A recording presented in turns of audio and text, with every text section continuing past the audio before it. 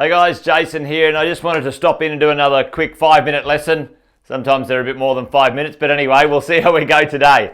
Hey, listen, I wanted to talk to you about a concept as a property investor, what we refer to at Positive, and myself and Sam over the last 20 years have helped property investors understand is how to minimize what we call the risk zone.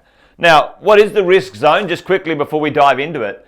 Any market, every market in Australia has some growth and then it has some contraction. That is very normal in the property market. The idea that property markets continue to go up in a linear fashion, continuously, forever and a day, not missing a beat, is naive, it's inaccurate, and quite frankly, a silly concept to think about. Nothing ever goes up continuously without having some adjustments. Property markets are emotional markets. They get fueled by people missing out or think they're going to miss out. They get fueled by all sorts of interesting things, and often they overshoot their true value. They correct a little, undershoot their true value, and go like this. So a true market place is more like a wave than a property clock. So I want to talk to you guys today about what we call the risk zone and how we minimize that when our deal making as property investors.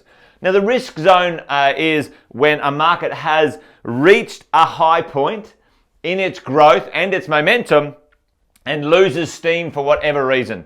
Maybe the property market runs out of people's ability to borrow and buy.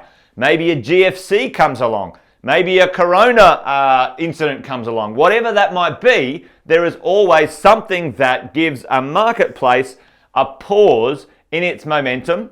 And then the marketplace decides, well, it's too expensive, it's too risky, it's whatever. And we have what's called a correction, all right, or an adjustment. And this is what we call the risk zone.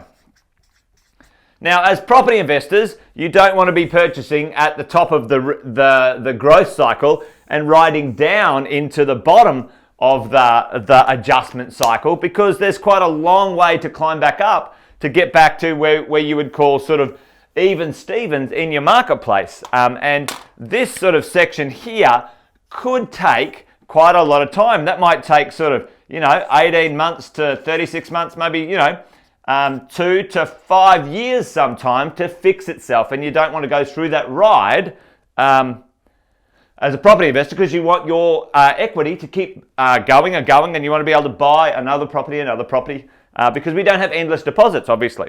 So how do we minimize? How do we minimize or potentially even avoid the risk zone by continuing to invest? I'm not talking about not investing. I don't think most of us have the time to sit on the sidelines and wait another 3, 5, 8 years to see what happens. I think that's more risky than actually understanding how to invest at the right time in the right way. So right now, in this 2020 marketplace, let's call this March 2020, okay, 2020, and we had a high point in a number of marketplaces, or a recovery point. They were going quite well. In the next, let's say, 12 to 24 months, 36 months, we have a potential risk zone. How can we manage that? What type of deal can we do? Let me shed some thoughts on that from our point of view. There's two types of deals. I just wrote over the top of that, but that's okay.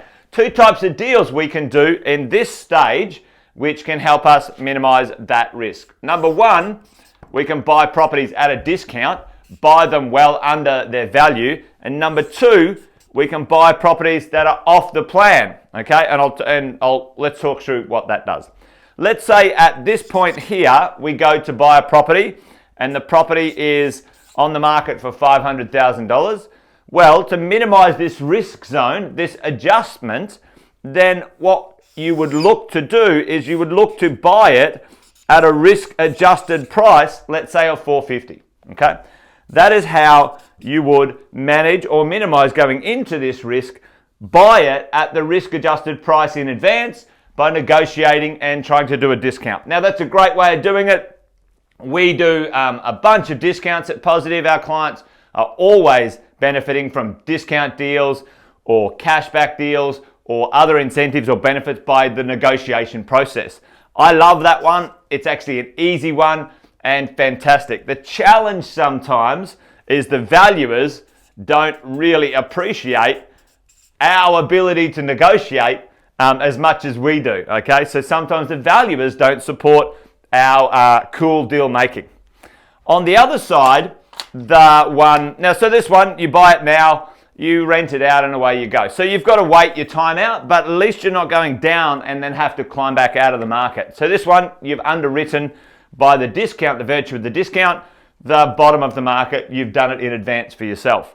Off the plan is one of my favorites, which gives us heaps of time. Now, for me, right now, we've got a fantastic opportunity deal that we're doing in Melbourne, and I'll show you how we've been managing the risk for our clients in these uncertain times right now.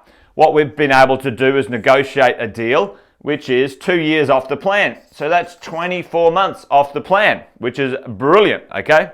Fantastic. Also, we now have negotiated afterwards 5 years of a 5% rental guarantee from a publicly listed company, okay? Not a rental guarantee from a company that doesn't exist, a rental guarantee from a publicly listed company.